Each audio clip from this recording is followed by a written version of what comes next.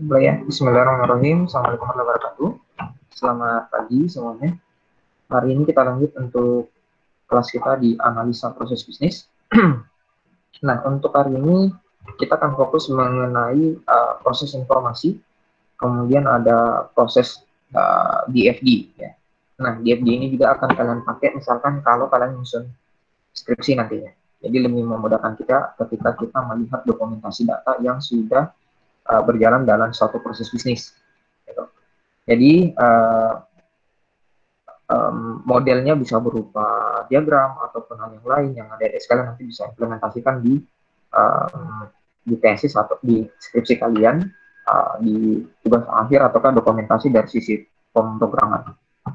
Nah, kita tahu bahwa proses informasi ini kan melakukan proses pencatatan ya. Jadi bagaimana kalian melakukan proses pencatatan data, pemeliharaan data, penyajian informasi data. Kemudian proses informasi ini akan melibatkan manusia. Jadi akan melibatkan manusia, baik itu peralatan, otorisasi, ya jadi otorisasi, ataukah dia jadinya adalah otorisasi, ataukah jadinya jadi sebuah model kebijakan. Jadi atau prosedur. Jadi proses informasi ini akan melibatkan manusia, peralatan, otorisasi, organisasi sampai dengan kebijakan prosedur. Kalian bisa lihat nanti sampelnya ketika kita membuat DFD itu ada beberapa aktor, sama mungkin kayak diagram activity yang kemarin kita pelajari bersama ya. Aktor itu bisa berupa orang, kemudian ada berupa sistem sebelumnya, ataukah organisasi atau unit. Nah, tujuannya kita melakukan proses informasi adalah bagaimana kita mendukung operasi dan manajemen ini dalam menjalankan fungsinya. Kemudian akan ada proses bagaimana kita mendukung operasional ataupun manajemennya dalam menjalankan fungsi di sisi organisasi. Nah, untuk proses informasi itu ada dua hal yang ada di paham. Ada namanya analisis di sisi masukan datanya. Jadi kita mempelajari apa yang data yang masuk, kemudian analisa data apa yang keluar. Jadi analisa data yang masuk, kemudian analisa data yang keluar. Nah, input itu harus ada outputnya, begitupun juga sebaliknya. Jadi ketika kita memasukkan suatu data, ini harus ada keluarannya. Begitupun juga output itu nggak bisa keluar kalau data inputannya itu nggak ada. Dan kita bisa pakai proses informasi itu didokumentasikan dengan menggunakan DFD. Jadi ada istilah DFD ya. DFD-nya adalah data flow diagram. Data flow diagram. Nah ini biasanya orang mayoritas pakai gitu, untuk mendokumentasikan data atau melihat proses alur informasi data itu lebih cepat dan lebih mudah sebenarnya di dalam suatu proses pekerjaan. Untuk hal yang lainnya pun juga kita bisa tangkap bahwa ketika kita melanjutkan sebuah program atau aplikasi itu akan lebih mudah. Gitu. Itu akan lebih mudah karena seluruh proses dokumentasi datanya itu terlihat. Datanya itu terlihat. Nah, untuk data flow diagram ada beberapa gambar nantinya yang akan kalian lihat, akan kalian pelajari dan bikin satu contoh kasus ya. Jadi data flow diagram itu akan memperlihatkan fungsi, dia akan memperlihatkan fungsi proses apa dalam suatu sistem yang terjadi, kemudian menunjukkan bagaimana data itu diproses. Jadi DFD itu membantu kita, dia kasih lihat kita fungsinya yang lagi jalan dalam suatu sistem yang akan kita buat atau yang sudah lagi sementara berjalan. Kemudian ketika data itu jalan, kita akan lihat juga bagaimana sih datanya itu diproses. Itu akan detailnya akan dilihat juga dalam sana. Nah, kemudian bagaimana dengan notasinya, gitu ya. Notasi atau simbol. Kemarin kita belajar activity diagram, lambang belah ketupat itu apa maksudnya, tanda panah apa maksudnya. Nah, simbol ataupun notasi yang dipakai dalam flow diagram itu punya maksud tertentu juga. Seperti yang bisa kalian lihat di layar kalian masing-masing di sini. Ini adalah Ini adalah diagram untuk proses. Jadi pemrosesan ada lambang lingkaran, kemudian ada kotak yang sudutnya tumpul. Ini semua digambarkan dalam bentuk proses. Jadi saya ingat ya, kalau ada gambar kayak gini, Dan ini semua dipakai untuk pemrosesan. Sekali lagi ya, ada gambar ini atau gambar ini artinya pemrosesan. Terus ketika kita melakukan proses penyimpanan data, atau ada istilahnya dengan sebutan data store, ada istilahnya data store ya, ini cuma bahasa Indonesia saja, simpanan data, kalian bisa lambangkan dengan gambar seperti ini, kemudian ada gambar seperti ini. Jadi sangat mudah. Jadi kalau kita perhatikan, misalkan saya nyusun sebuah aplikasi, kemudian ada satu proses, saya akan gambarkan dia dalam lingkaran, atau saya akan gambarkan dia dalam bentuk kotak. Kalau dia melakukan proses penyimpanan, nah simpanan data atau data store itu akan kita lambangkan dengan garis dua seperti ini.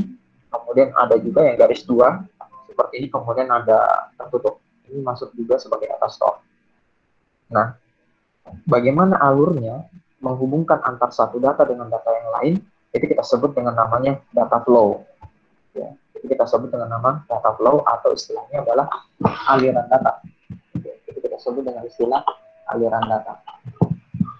Aliran data ini bisa digambarkan dengan menggunakan tanda panah. Ya, kalau misalnya lihat ada tanda panah kayak gini, ini adalah aliran datanya dari mana ke mana. Ya. Atau bisa jadi aliran data itu tidak selamanya harus melengkung atau lurus, dia juga bisa jadi bengkok seperti ini. Nah, ini tergantung dari apa namanya, pada saat kalian mendokumentasikan. Kemudian ada namanya terminator. Nah, kalau terminator itu uh, lebih ke arah external entity. Apa yang ada, apa namanya, sistem yang lagi berjalan di luar. Jadi sistem yang lagi jalan di luar itu ada bisa digambarkan dalam dua model. Ada gambar kotak seperti ini, ataukah kita gambarkan dalam bentuk kotak seperti ini. Ini mesti diingat ya simbol-simbolnya. Nanti kalian akan melihat contohnya. Dan turun DFD pun itu ada beberapa lagi. Ada yang level 1, ada DFD level 2, level 3, level 4. Tergantung nanti seberapa dalam kalian mau mendokumentasikan suatu data ataukah proses dari bisnisnya itu, sistemnya itu. Jadi ada 4 ya. Proses, store, flow, terminator. Kemudian kalian bisa lihat contoh modelnya. Bagaimana sih contoh modelnya? Nah, ini bisa dilihat kalau kita cerita diagram konteks, dia akan seperti ini. Ya, jadi ada satu kotak tadi itu adalah entity, kemudian ada satu yang diproses, jadi ada data entitas dari luar masuk, kemudian diproses akan menghasilkan lagi data entitas yang baru. Jadi entitas yang ini bisa selesai ketika ini selesai dan ini selesai. Ya, bisa diingat ya. Jadi data ini bisa keluar kalau yang ini udah masuk dengan yang ini. Ini contohnya ya. Kemudian bagaimana kalau kita turunkan dia dalam satu diagram 0, gitu ya, diagram 0 atau DFD-nya, dia bisa kita gambarkan kayak gini. Ya, jadi ada diagram apa namanya? Diagram 0, ada satu di pemrosesan 1, ada pemrosesan 2, pemrosesan 3, kemudian ada di pemrosesan 4. Gitu ya. Ini contoh yang lain. Nah, ini yang mesti diingat bahwa satu proses ini, gitu ya, satu proses ini bisa jadi dia punya turunan yang mendetailkan lagi secara lebih mendalam dia punya proses. Jadi lebih mendetailkan lagi dia punya proses. Kayak gimana itu? Contohnya kayak gini. Misalkan saya akan detailkan proses yang terjadi di proses 4. Nah, kita akan lihat di sini proses 4. Turunannya ya. Level 1 jadinya level 2. Di setiap proses itu akan ditandai jadi 4.1 kayak gini. Atau 4.2 kayak gini. Atau 4.3 kayak gini. Jadi bisa dilihat 41 ini akan menghasilkan dua proses, yaitu 42 dan 43. Jadi ada satu proses yang akan menghasilkan 42 dan 43, yaitu adalah proses 4.1. Nah, contoh yang lain juga, misalkan ini saya turunkan lagi menjadi diagram level 2 gitu ya. Nah, jatuhnya adalah 2.1 dan 22. Jadi proses 2 ini di dalamnya ada dua proses, di mana alurnya adalah 2.2. Ada proses dulu yang masuk gitu ke 2.2, kemudian dari proses 2.2 ini akan diteruskan, atau istilahnya ada aliran data masuk ke 2.2, nantinya aliran data akan diteruskan ke proses 2.1. Nah, di 2.1 ini ada aliran data yang diterima dari luar juga. Gitu ya. Selain dia menerima aliran data dari 2.2, ada aliran data dari yang lain. barulah si 2.1 ini akan menghasilkan aliran data. Ya, jadi proses di 2.1 ini akan menghasilkan data. Jadi bisa dilihat ini contoh-contoh diagramnya. Jadi ada diagram konteks, diagram 0, diagram level 1 atau diagram overview secara keseluruhan. Nantinya ini bisa diturunkan menjadi level 1, level 2, tergantung dengan diagram yang mana yang kita mau perdalam atau proses mana yang kita mau breakdown lebih dalam. Contoh diagram konteks yang detail adalah seperti berikut yang bisa kalian lihat. Contoh ya, misalkan ada entitas dari luar namanya pelanggan. Ya. Jadi ada entitas dari luar namanya pelanggan. Ini dia melakukan order pembelian. Kemana pelanggan ini melakukan order pembelian? Ke sistem penjualan. Ya, jadi ada satu proses di sistem penjualan, di mana proses di sistem penjualan ini akan menerbitkan aliran data berupa tagihan. Kemana? Ke pelanggan. Jadi bisa dilihat ya, entitas pelanggan ke dalam sistem penjualan itu ada aliran data seperti ini, order pembelian dan tagihan. Kemudian gudang, bagaimana gudang ini terkoneksi dengan sistem penjualan? Entitas gudang ini pertama ketika kita melakukan delivery order dari gudang akan mengirimkan proses aliran data ke sistem penjualan, di mana delivery order ini akan keluar berdasarkan permintaan barang. Ya, jadi ini contoh diagram konteks yang detail. Ya, misalkan ada dari sistem penjualan ini mengeluarkan aliran data permintaan barang, dari gudang akan merespon dengan mengirim gitu ya, delivery order. Nah, bagaimana hubungan antara manajer penjualan dengan sistem penjualan? Di mana manajer penjualan itu tidak tidak melakukan hanya menerima aliran proses data, di mana sistem penjualan itu akan memberikan laporan penjualan kepada manajer penjualan. Kayak gini. Bisa dilihat ya, di manajer penjualan dia hanya fokus bagaimana menerima laporan penjualan. Kemudian bagaimana dengan pemasok gitu, dengan sistem penjualan? Kalau pemasok, sistem penjualan ini akan mengirim aliran data dulu ya, mengirim aliran data di mana ada pesanan barang. Setelah ada pemesanan barang, pemasok ini baru akan mengirimkan faktur gitu, ke dalam sistem penjualan. Nah, dari sini kita bisa tergambarkan ya, ada entitas dari pelanggan, entitas gudang, ada manajer penjualan, ada pemasok, semuanya connect ke dalam proses sistem penjualan. Jadi semuanya akan connect ke sistem penjualan. Di mana setiap aliran data bisa kita lihat masing-masing dia mengeluarkan ada kayak tagihan, order pembelian, tapi bisa dilihat bahwa dia bisa keluar input, kemudian ada output ketika ada prosesnya input dulu. Dan output ini bisa keluar kalau ada input, dan input ini harapannya ketika masuk ada output. Nah, jadi bisa dilihat ini contoh DFD. Kalau kalian perhatikan pun juga di perpustakaan, ini sudah sangat banyak dipakai untuk di skripsi-skripsinya pokoknya kalian. Jadi tergantung nanti ya, kalian mau dokumentasi datanya itu sampai sedetail apa, kalian bisa gambarkan dalam suatu diagram konteks. Nah, bagaimana dengan aliran data? Kalau kita ngebahas aliran data, ini fokus bagaimana berisi data atau informasi yang mengalir. Kalau tadi sudah kita bahas, aliran data itu digambarkan dengan tanda panah.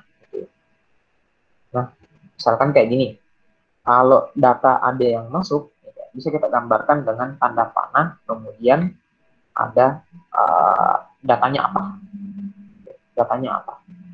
Kalau ada output, entitas dari output, maka keluarannya itu harus juga keluar dari objeknya apa. Misalkan ada outputnya adalah slip tabungan. Gitu ya.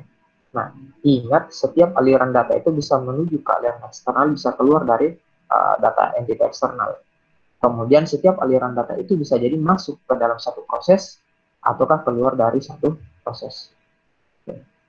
Ini contohnya kalau kita lihat ada aliran data nilai, ya, informasi nilai yang akan masuk ke satu proses. Ada aliran data informasi gaji bersih yang keluar dari satu proses. Nah, aliran data bisa jadi juga akan masuk ke dalam data store ataukah penyimpanan. Ini bisa dilihat ya. Ini cara bacanya artinya ada aliran data yang masuk ke store pustaka. Ada aliran data yang keluar dari penyimpanan database mahasiswa atau data store mahasiswa. Ada aliran data di mana ini saling saling mengirim data ya, atau sinkronisasi data, namanya data store barang. Itu dengan tanda panahnya ada dua seperti ini. Jadi akan ada aliran data yang masuk ke data barang atau aliran data yang keluar dari data barang, data store barang. Jadi bisa lihat ya, ingat aliran data bisa masuk ke satu entity eksternal, bisa keluar dari entity eksternal, bisa masuk ke proses ini, bisa masuk ke store, bisa keluar dari data store, bisa keluar masuk dari data store. Seperti ini. Bisa dilihat ya, jadi gambarnya tergantung nanti kasusnya apa, kemudian kalian menggambarkannya dalam satu analisis proses bisnis. Nah, bagaimana dengan external entity? Kalian bisa lihat di sini. External entity itu adalah yang kotak ya, atau kotak baru ada bayangan di belakangnya. Ini adalah external entity atau entitas luar. Bisa dilihat. Nah, external entity ini dia tidak terlibat dalam sistem. Bisa diingat ya. Jadi kalau ada gambar kotak, itu artinya adalah external entity. Dia itu nggak terlibat dalam sistem, tapi dia kasih masukan ke sistem. Sekali lagi saya ulangi, adik-adik diingat dengan baik ketika kalian menggambarkan external entity. External entity itu tidak terlibat dalam sistem, tapi dia kasih input ya, ingat ya, ada input yang dia akan masukkan ke dalam sistem. Ini contohnya sama tadi, kita bisa lihat ya di sini. Ini semua adalah external entity. Jadi external entity kayak pelanggan, ada gudang, manajer penjualan, ini tidak langsung dia ke dalam sistem, karena bukan bagian sistem, tapi dia memberikan input. Saya lihat ya, pelanggan kasih input ke penjualan, gudang kasih input ke penjualan, manajer kasih menerima data dari penjualan atau pemasok langsung ke penjualan. Ini bisa lihat. Kita lanjut. Nah, contoh yang bisa dilihat lebih detail adalah kalian bisa lihat tanda panah seperti ini. Misalkan ada entitas luar pelanggan sama pemasok, gitu ya. Dia akan kasih masukan data berupa pesanan. Jadi ada inputannya pelanggan, apa itu pesanan. Terus ada inputannya pemasok, apa itu, ada faktur, ada tagihan, gitu ya. Ada surat jalan. Ini semua adalah inputan yang dikasih oleh pemasok dan masuk ke dalam sistem. Apakah inputannya kalau lebih dari satu harus dituliskan semua, panahnya ada banyak? Tidak perlu. Kita hanya perlu menuliskan satu gambar panah, nanti akan dituliskan apa aja data inputannya di dalam tanda panahnya. Nah, entity itu tidak hanya juga bisa memberikan masukan, dia juga bisa menerima masukan, gitu ya. Ibaratnya menerima output dari sistem. Sekali lagi, dia tidak hanya memberikan input kepada sistem, namun dia juga bisa memberikan output dalam sistem. Nah, gambarnya seperti apa? Bisa dilihat seperti di layar kalian masing-masing. Contohnya seperti ini. Jadi kayak nasabah ini akan menerima output dari sistem berupa apa? Buku tabungan. Manajer personalnya ini akan menerima output dari sistem itu berupa apa? Ada laporan gaji, ada rekapitulasi absen, ada laporan pegawai. Jadi bisa dilihat ya, si entity, external entity atau entitas luar, dia itu bukan bagian dalam sistem, dia kasih masukan sama sistem atau input ke sistem, dia juga terima output dari sistem. Ini digambarkan tergantung dari kalian ya, ketika kalian menggambarkan. Nah, kita bahas proses. Nah, proses itu bisa digambarkan dalam bentuk seperti ini. Ada kotak dengan sudut kumpul, kemudian bisa bentuk lingkaran. Bebas ya, kalian nanti penggunaannya seperti apa, tapi saya biasanya pakai model lingkaran. Jadi biar jauh berbeda lah dibandingkan dengan kalau kita pakai kotak.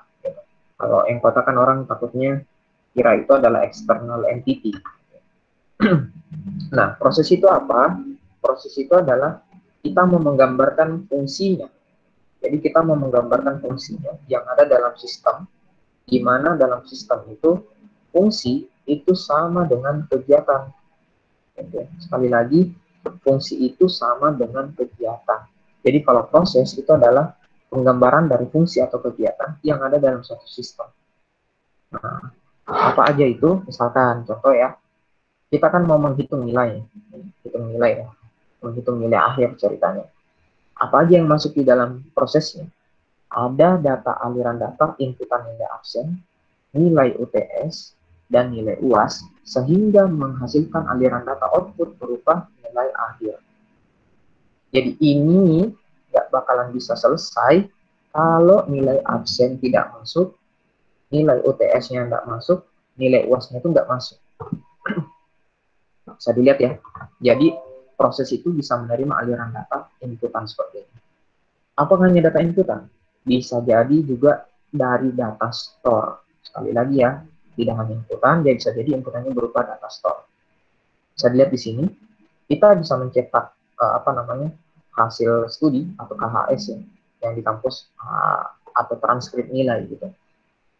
Dimana kita harus punya dulu inputan data store dari mahasiswa, dan kita harus punya dulu data nilai. Barulah transkrip nilai atau hasil studi gitu ya. Hasil studi itu bisa kelihatan. Jadi bisa dilihat dulu ada proses HSK di mana dia menerima inputan data dari MHS dan data store dari MHS dan data store dari nilai. Nah, bagaimana, apakah harus dua-duanya sama? Apakah data store atau aliran data? Jawabannya bisa kedua-duanya tercampur. Kayak gini ya, kita mau menerima hitungan gaji. Kita mau memproses hitungan gaji, di mana harus terima dulu inputan gaji pokok, inputan potongan, aliran datanya, kemudian kita terima data stok, tunjangan. Barulah gaji bersih ini bisa keluar. Itu barulah gaji ini bisa keluar. Jadi kalian bisa lihat gaji pokok, potongan, tunjangan ini akan diproses sama hitung gaji, barulah keluar nanti gaji bersih. Nah, ada beberapa hal yang mesti diingat adik-adik. Penulisan yang salah gitu. Ingat ya, jangan pernah nulis kayak gini. Jadi satu external entity itu langsung ke external entity. Itu tidak bakalan pernah ada. Ini bahasa bakalan sering diprotes nanti sama Pak Sofian kalau menggambar kayak gini. Yang benar itu kalau dari entity mau ke entity itu harus ada proses. Ingat ya, ini yang benarnya.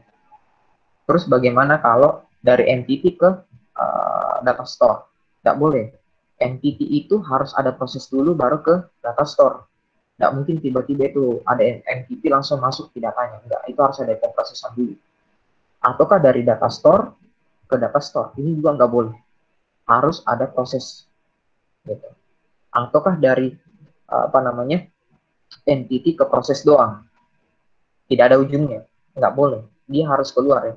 Intinya kalau satu entity itu masuk di proses, gitu ya, itu harus ada keluarannya juga ke entity.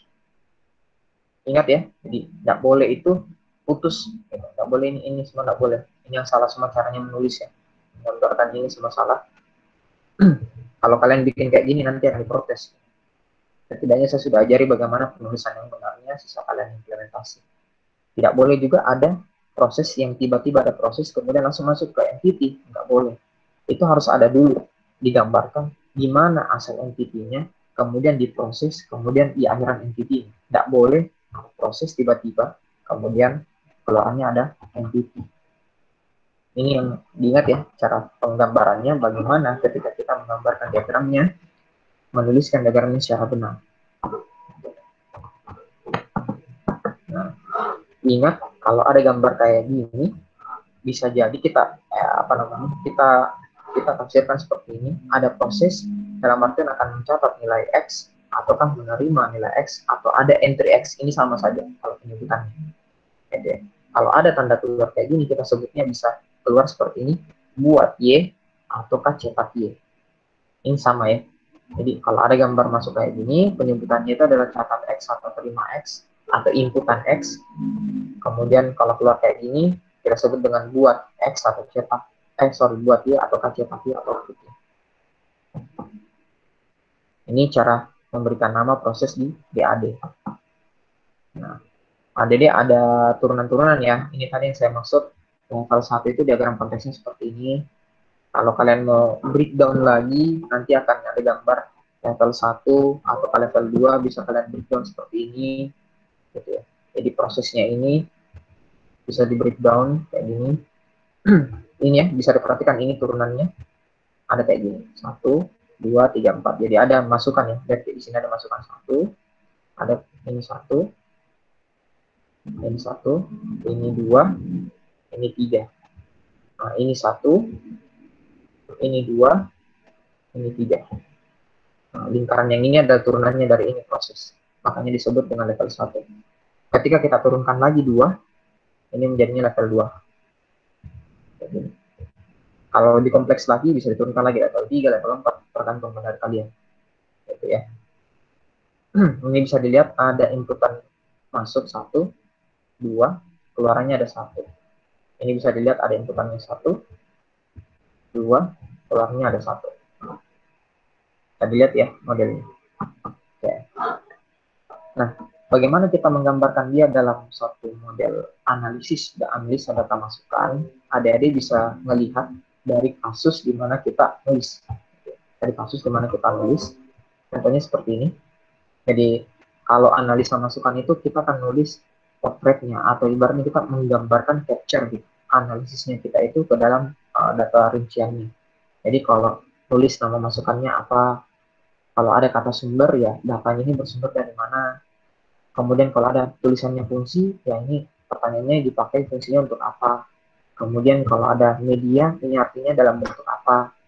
Kemudian kalau ada rangkap, apakah dia ada dalam satu proses ataukah dalam data rangkap satu ataukah ada dalam beberapa data rangkap, itu bisa dituliskan.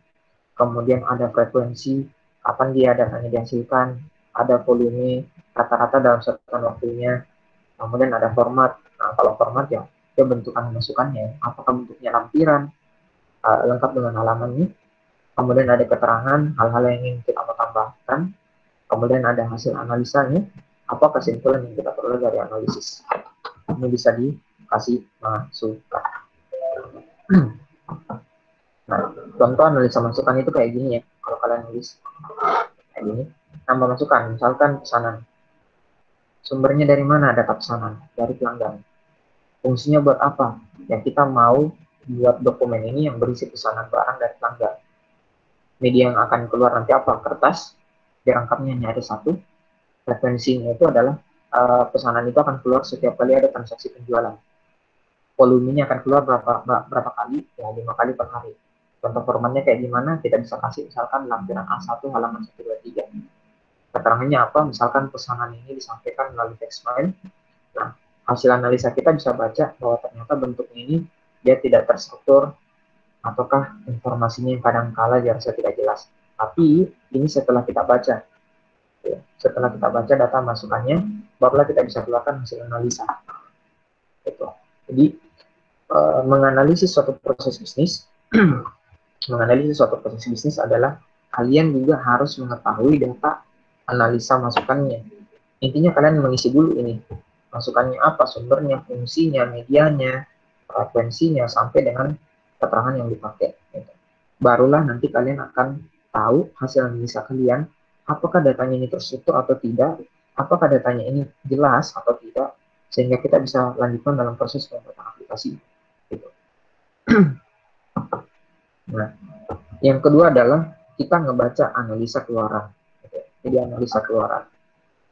Kalau analisa keluaran itu kita mau capture kita mau capture apa aja gitu ya, keluaran yang dihasilkan dari sistem. Barulah kita analisis tiap keluaran ini secara terperinci. Gitu ya. Jadi kita analisis secara terperinci. Jadi variabel-variabelnya apa aja? Kayak gini ya. Pertama, apa nama keluarannya? Kemudian fungsinya dipakai untuk apa? Medianya apa? Distribusinya hampir sama ya, rangkapnya, frekuensinya, volumenya, sama formatnya. Kemudian ada keterangan datanya sampai dengan hasil analisanya. Jadi akan kelihatan hasil dari analisisnya. Hasil dari analisisnya. Contoh kayak gimana? Contohnya kayak gini ya. Misalkan saya akan mengeluarkan kwitansi. Jadi saya akan mengeluarkan kwitansi. Data kwitansi saya, fungsinya kwitansi ini apa? Analisis keluarannya ya. Fungsinya kwitansi ya sebagai bukti gitu ya bahwa terjadi transaksi. Jadi tidak ada fungsi terjadinya suatu transaksi. Kwitansi ya media yang akan keluar nanti apa? Medianya pakainya kertas plastik. Distribusinya kemana? Ke bagian pelanggan, keuangan, sama ada yang diarsip. Makanya biasanya itu kwitansi ada rangkap 3. Akan dipegang sama pelanggan, kwitansinya, ada keuangan, sama arsip. Jadi kalau ada distribusinya ada 3, berarti ini ada modelnya 3 rangkap. Lihat ya, distribusinya ada 3, makanya rangkapnya ada 3. Sama juga kayak tadi, kalau dia hanya distribusinya hanya ada 1, atau dia cuma hanya 1, ya rangkapnya hanya ada 1. Karena di sini distribusinya ada 3, gitu ya, makanya rangkapnya jadinya 3. Terus kita bisa lihat frekuensinya. Kalau frekuensinya lebih ke arah bagaimana transaksi pembayaran ini terjadi, gitu. Kemudian volumenya, kalau volumenya ini kwitansi itu diterbitkan berapa banyak, ya keluarnya ada 5 kali per hari. Contoh format kwitansi mungkin ada kita dikasihkan, kita bisa tuliskan contohnya lampiran A1 halaman 123. Setelah kita punya analisa data keluarannya, barulah kita bisa menganalisis. Ternyata dari kwitansi yang dikasih itu tidak tertera nota tagihan, gitu ya, tidak tertera informasi nota tagihannya. Sehingga apa yang terjadi? Kita sulit cari kaitan antara pembayaran dengan tagihan karena tidak ada ID-nya, gitu ya, nggak ada ID-nya. Dia hanya langsung tuliskan pembayaran TV, ya saja pembayaran TV, nggak nulis gitu TV yang ID berapa atau TV berapa, itu nggak kelacak, sehingga kita akan susah nyari kaitannya antara pembayaran dengan tagihan. Terus di kwitansi juga kita nggak dapat gitu bagaimana dengan identitas pembelinya, siapa yang beli, itu nggak ada tertulis dalam kwitansi. Yang ada itu adalah pembelian produk, harganya berapa, nama produknya apa, tanggalnya kapan terjadi transaksinya. Itu yang hanya keluar di sisi kwitansi. Gitu. Nah, jadi ingat ya, ini baru bisa keluar setelah kita make sure dulu data yang ini sudah keisi semua. Nah, ada satu contoh studi kasus, adik-adik, misalkan yang saya kasih contoh kayak gini. Ada koperasi Bedulu. Kita diminta untuk buat data DFD-nya, sama kita disuruh buat analisa masukannya sama analisa keluarannya. Nah, seandainya ini dalam kelas, saya akan minta kalian buat gitu ya, berdasarkan studi kasusnya ini. Jadi yang pertama adalah kita harus baca dulu, gali dulu informasinya. Koperasi Bedulu ini ternyata adalah koperasi simpan pinjam. Jadi jenisnya koperasi itu adalah mirip bank, dia bisa kasihkan pinjaman kepada nasabahnya. Nasabah itu bisa menyimpan uang juga. Jadi kegiatannya itu ada bagian kredit ataupun pinjaman bagi anggotanya. Jadi ingat ya, kita hanya fokus di bagian kredit. Setiap kali kredit ini dikasih pinjaman ke anggota, anggota itu harus mengisi formulir. Ini ya. Kemudian formulir itu akan berisi nomor FTP-nya, tanggal permohonannya, nomor anggotanya, nama anggotanya, jumlah permohonannya, dan keperluan. Nah, kemudian di akhir prosesnya ada bagian kredit yang akan mencatat dan menyimpan bukti arsip FTP-nya. Gitu ya. Nah, arsip FTP-nya ini akan masuk ke bagian kredit untuk dibuatkan bukti peminjaman kepada anggota yang berisi nomor, BP, bukti pembayaran, tanggal pembayaran, nomor anggota dan nama anggota, jumlah realisasinya, berapa lama dia ngangsur, jumlah angsurannya, dan bunga yang akan diberikan. Nah, setiap bulan, anggota ini akan membayar angsuran ke jumlah angsuran yang disepakati sesuai dengan pinjaman angsuran, di mana angsuran itu berisi bukti angsuran, baik itu dengan nomor bukti angsuran, nomor BA, tanggal bukti angsuran, nomor bukti pembayaran, jumlah angsur, dan bunga. Nah, pada akhir bulan, kita akan mendapatkan report berupa laporan peminjaman dan laporan angsuran yang akan diberikan oleh ketua koperasi. Sekarang, kalian coba buat DFD, analisa masukan dan keluarannya. Kalau di dalam kelas, kita langsung lihat saja jawabannya ya, biar tahu contohnya. Kan gambarnya kayak gini.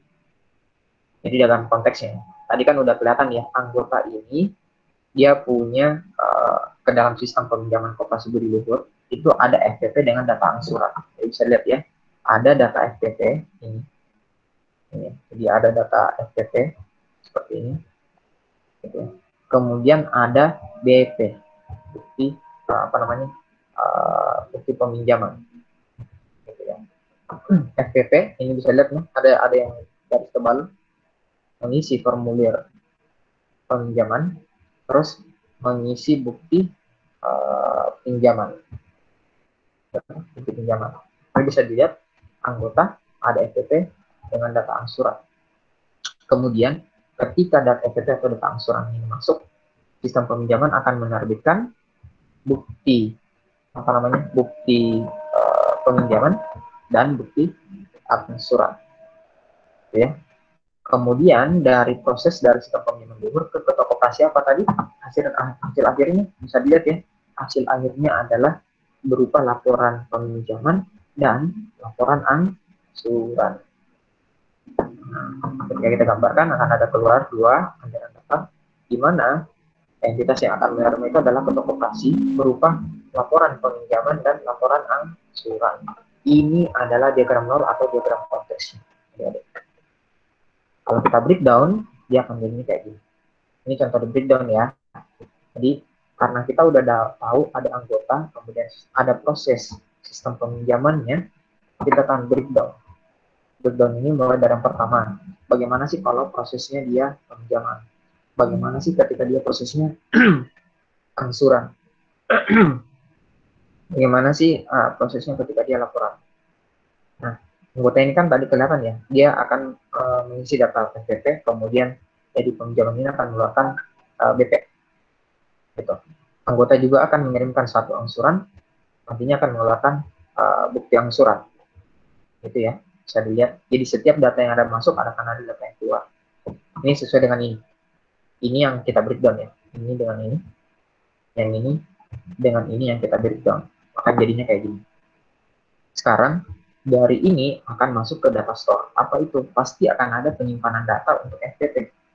Pasti akan ada data untuk penyimpanan BP.